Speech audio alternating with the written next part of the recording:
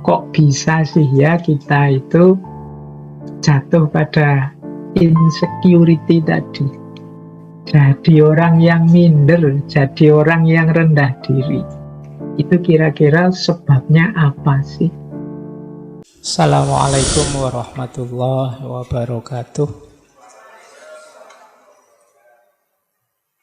Bismillahirrahmanirrahim. Alhamdulillahirabbil alamin. Assalatu wassalamu ala asyrafil anbiya'i wal mursalin sayyidina wa maulana Muhammadin wa ala alihi wa ashabihi wa man tabi'ahum bi ihsanin ila yaumiddin. Amma ba'du. Termasuk juga mungkin merasa tidak pantas. Aku ini tidak pantas kalau harus jadi ketua misalnya. Aku ini tidak pantas kalau jadi yang ngurusi. Aku ini tidak pantas kalau jadi. Nah, ini sering kita temui orang-orang yang seperti ini. Merasa dirinya tidak level, tidak pantas.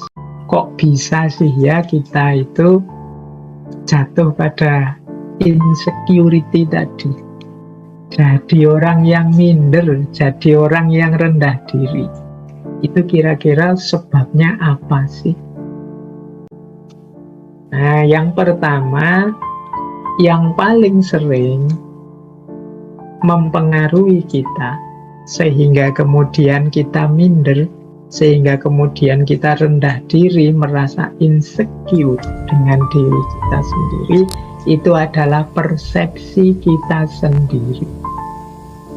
Jadi cara berpikir kita sendiri, cara kita mempersepsi diri kita, menganggap diri kita. Bahkan mungkin orang lain tidak menganggap kita begitu. Kita saja yang menganggap diri kita serendah itu. Seperti quotes yang kita bahas minggu lalu ya, kalau kita saja menghargai diri kita serendah itu, bagaimana orang bisa menghargai kita tinggi?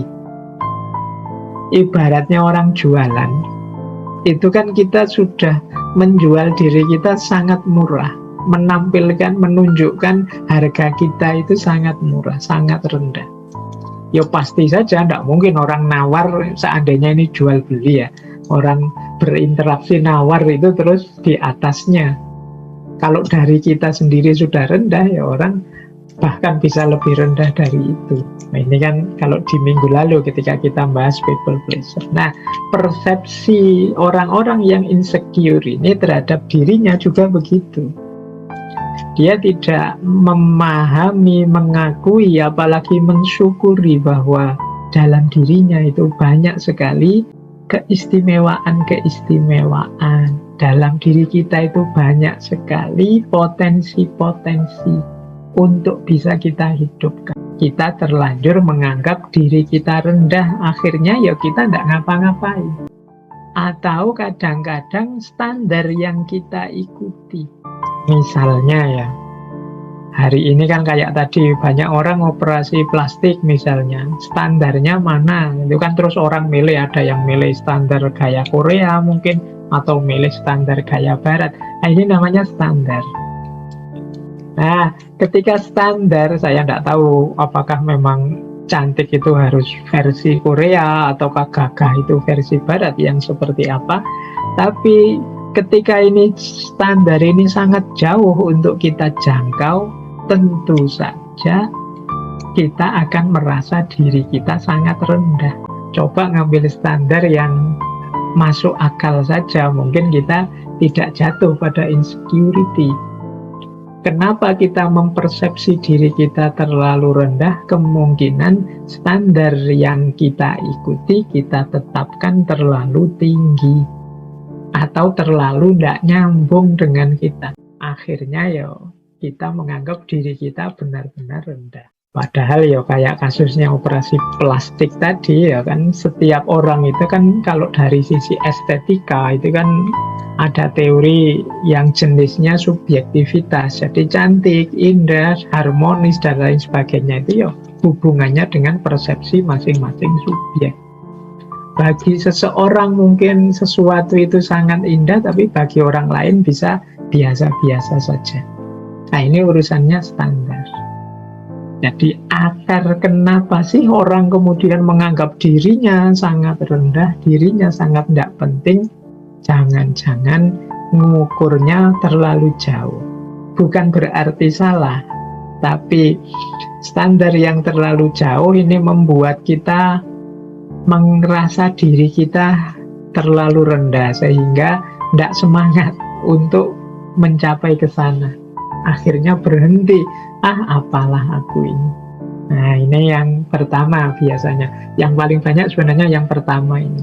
Persepsi kita terhadap diri kita dan juga standar-standar yang kita ikuti. Yang kedua, yang jadi akar dari situasi insecure yang kita alami adalah emosi, atau mungkin kita pernah mengalami trauma-trauma, atau kita pernah dikecewakan, kita pernah disakiti, kita pernah mengalami trauma-trauma dan lain sebagainya. Nah, ini bisa juga membuat orang kemudian insecure. Misalnya merasa tidak dicintai orang tua, misalnya orang tuanya pilih kasih, ada yang dianak emaskan, ada yang dianak pilihkan misalnya. Nah, itu kemudian dia merasa terluka, batinnya merasa, oh mungkin aku ini orang tidak penting, mungkin aku ini anak yang tidak diinginkan, anak yang jelek sehingga orang tua tidak milih aku. Nah, ini terus muncullah rasa insecure. Mungkin kita pernah ditinggal orang yang kita cintai, ditolak orang yang kita cintai, kita sudah tekad-tekadan nembak kok ya ditolak. Apalagi nolaknya pakai argumen lagi. Argumennya menyakitkan, wah saya mohon maaf ya tidak siap jadi pasanganmu karena kamu begini sih, kamu begitu sih, kamu jelek sih, kamu apa sih, kamu itu sih ya. Akhirnya kita terus down, drop, mengalami trauma.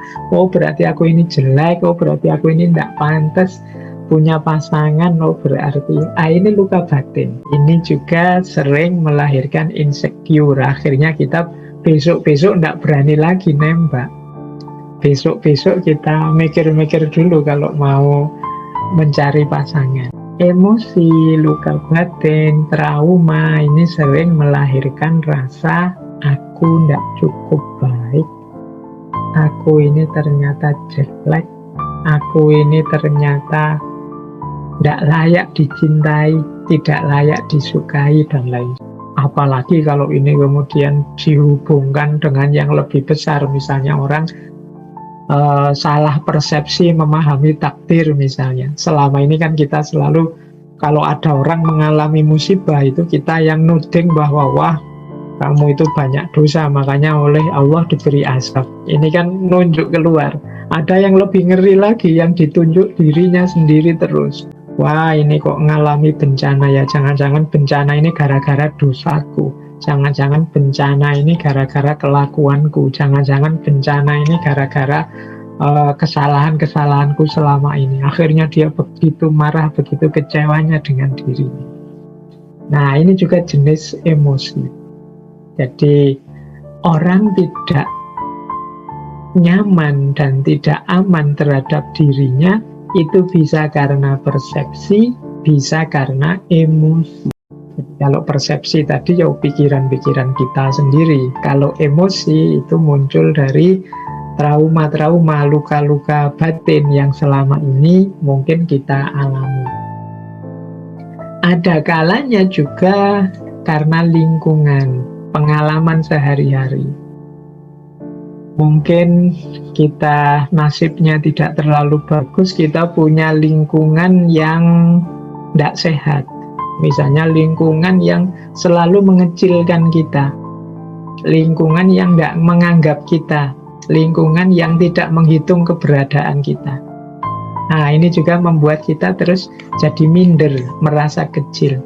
Sejak kecil misalnya Kalau kita usul selalu dibantah, selalu ditolak. Sejak kecil misalnya kalau kita melakukan sesuatu selalu ditertawakan, tidak pernah dihargai. Nah, ini juga jadi akar munculnya insecurity. Jadi lingkungan sekeliling itu bisa membentuk pola pikir aku ini rendah, aku ini lemah, aku ini inferior. Nah, selain pengalaman dan lingkungan, ada pula pop culture atau tren.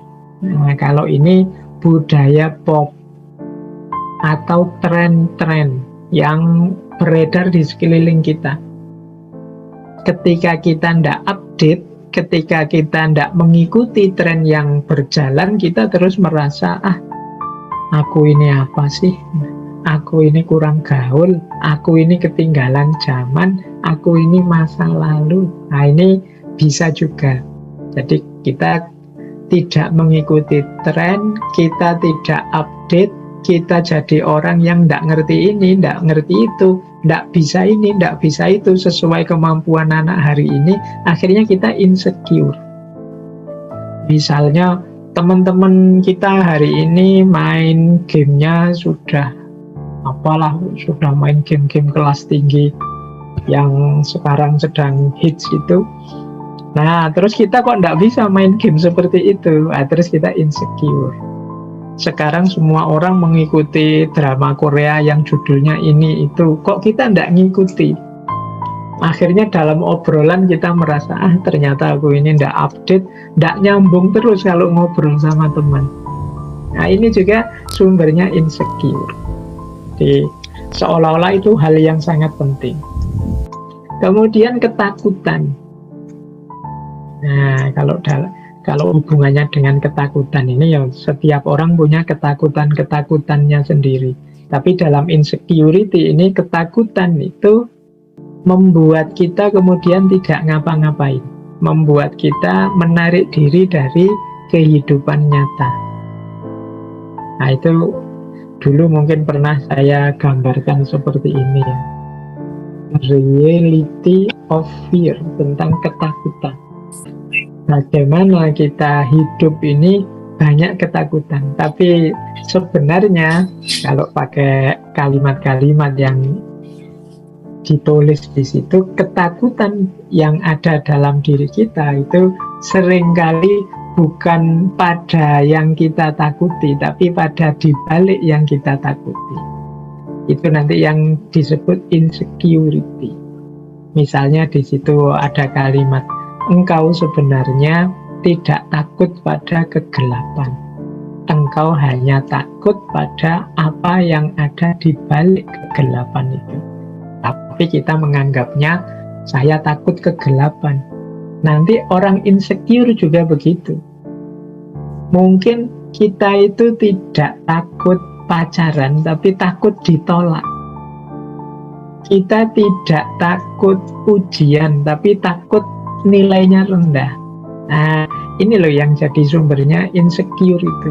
Jadi kalau nanti kita meneliti dalam diri kita, kok aku bisa insecure ya? Awas salah identifikasi tentang ketakutan kita. Engkau tidak takut ketinggian, tapi engkau sebenarnya takut jatuh. Engkau tidak takut orang-orang di sekelilingmu, maksudnya engkau tidak takut sebenarnya, engkau itu tidak takut bergaul kok, engkau tidak takut bersosialisasi, cuma engkau hanya takut ditolak orang.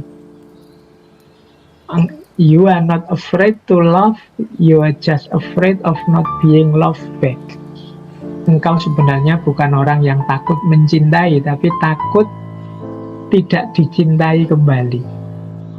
Engkau sebenarnya tidak takut untuk melepaskan dia, hanya saja engkau takut hidup tanpa dia. Engkau bukannya takut untuk mencoba kembali, tapi engkau sebenarnya takut kalau tersakiti kembali. Nah, ini sebenarnya mengidentifikasi ketakutan kita lebih dalam. Disitulah sumbernya insecure. Jadi Yang kita anggap ketakutan-ketakutan di luar itu sebenarnya rahasianya ada di dalam. Inilah akar-akar dari insecurity yang ada dalam diri kita. Nah, sekarang kita lihat manifestasinya. Orang-orang insecure itu biasanya kemudian punya 5 ciri ini dalam kesehariannya. Mari kita bantu kalau ada teman-teman yang terjebak di dunia insecurity ini. Yang pertama apa? Biasanya dia tidak ingin keluar dari zona nyaman. Diajak apa-apa susah. Jadi maunya ya seperti itu saja, hidup begini saja. Aku jangan diajak apa-apa, jangan diajak aktivitas ini, aktivitas itu yang selama ini belum pernah aku lakukan. Karena aku takut gagal, karena aku takut tidak mampu, karena aku takut tidak bisa. Jadi akhirnya apa? Dia tidak ingin keluar dari zona nyaman. Dia stuck di situ terus. I think ciri-ciri berarti kemungkinan dia memang punya sindrom insecurity ini. Ini perlu dibantu bareng-bareng untuk menumbuhkan rasa percaya dirinya. Yang kedua, biasanya cirinya yang lain suka membandingkan diri dengan orang lain dan memandang rendah dirinya sendiri. Nah, ini 2 dan 3 ini sekaligus. Jadi setelah banding-bandingkan itu biasanya justru menganggap dirinya, aku dibandingkan kamu tidak ada apa-apanya. Kamu sih enak, kalau aku orang miskin tidak seperti kamu. Kamu sih enak, aktif, kalau aku orang bodoh tidak seperti kamu. Kamu sih enak. Selalu begitu, membandingkan dirinya dengan orang lain dan memandang rendah dirinya sendiri. Ini ciri-ciri insecure biasanya. Dia yang tidak nyaman, tidak puas dengan dirinya sendiri. Ini penting kita amati orang-orang sekeliling kita. Kalau kita punya teman yang seperti ini, atau jangan-jangan kita sendiri yang seperti ini, ayo bareng-bareng kita menumbuhkan rasa percaya diri. Karena percaya diri itu nanti akan jadi kunci kesuksesan keberhasilan kita. Kesuksesan keberhasilan kita itu prasyarat bagi kesuksesan dan keberhasilan ranah yang lebih besar. Kesuksesan keluarga, kesuksesan bangsa, negara, agama, dan lain sebagainya, itu kan harus diawali dari kesuksesan keberhasilan kita sebagai individu.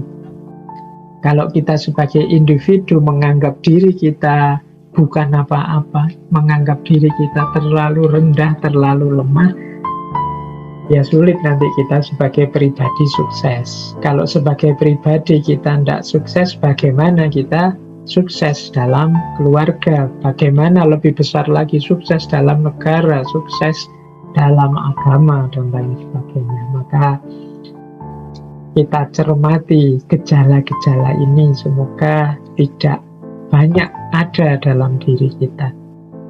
Kemudian kadang-kadang ada manifestasi yang unik, yaitu biasanya orang seperti ini senang dipuji dan mencari cara agar kehadirannya diakui. Mungkin dia melakukan hal-hal yang membuat dia dipuji. Mungkin dipuji karena, wah kamu sabar sekali ya jadi orang, wah kamu pemurah sekali ya kamu. Dia akan melakukan apapun yang memungkinkan orang mengakui keberadaannya dan memuji dirinya. Kadang-kadang terasa agak dibuat-buat atau terasa dipaksakan. Ini menunjukkan bahwa dia sangat terobsesi untuk agar diakui oleh lingkungan sekelilingnya, entah dengan cara apa. Nah, ini mungkin ciri-ciri orang yang justru insecure.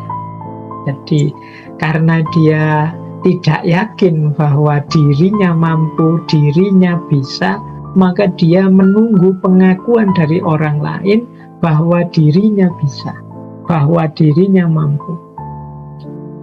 Kadang-kadang pengakuan itu unik, dicari secara negasi. Dicari secara negasi itu misalnya Saya dan teman saya punya cara hidup yang berbeda. Untuk menegaskan bahwa cara hidupku lebih benar, itu aku berusaha mati-matian menunjukkan betapa salahnya cara hidup temanku. Nah, ini sebenarnya sama modelnya, dalam rangka mendapat pengakuan, meskipun dengan cara yang negasi atau negatif. Intinya dia ingin diakui dan dipuji orang bahwa kamu mampu, kamu bisa, kamu besar, kamu benar, dan lain sebagainya. Nah, yang terakhir biasanya yang kelihatan manifestasi dari insecurity ini, orang cenderung menghindari interaksi dengan lingkungan sekitarnya. Jadi karena dia merasa tadi minder, orang minder itu kan lebih cenderung menarik diri dari keramaian. Nah, inilah manifestasi dari orang yang punya gejala insecure tadi. Efeknya apa? Ya, kalau ini sebenarnya sudah bisa ditebak secara logis. Orang yang mengalami insecurity itu kalau terus-menerus begitu, yang jelas dia cemas, pesimis, dan tidak bahagia. Karena terhadap dirinya sendiri saja dia tidak nyaman, dia tidak merasa puas. Akhirnya apa? Dia serba pesimis dan tidak bahagia, merasa rendah, tidak percaya diri, putus asa, depresi, kesepian, merasa tak berharga. Dalam situasi yang parah, bahkan ada yang apa sih gunanya aku hadir ke dunia ini? Apa arti keberadaanku? Bahkan ada yang sampai ingin mengakhiri hidupnya. Makanya tadi saya bilang, yuk kita bareng-bareng untuk lingkungan kita, untuk sekeliling kita, saling membantu untuk menegaskan diri kita bahwa kita ini manusia-manusia yang sama-sama berharga. Kalau hari ini kan banyak itu pertarungan saling menjatuhkan, saling merendahkan. Nah, ini menurut saya eman-eman waktu dan energi kita untuk saling bertarung, saling menjelekkan, saling menjatuhkan.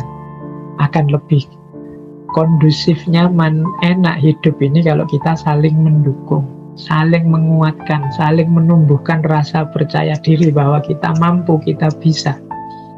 Jangan sampai nanti generasi yang akan datang lahir menjadi generasi yang serba cemas, pesimis, rendah diri, depresi, kesepian.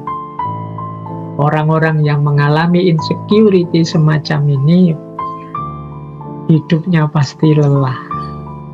Lelah itu karena dia mikir dirinya sendiri yang tidak memenuhi standar-standar seperti yang dia harapkan. Kalau bisa dia ingin lari saja dari kenyataan.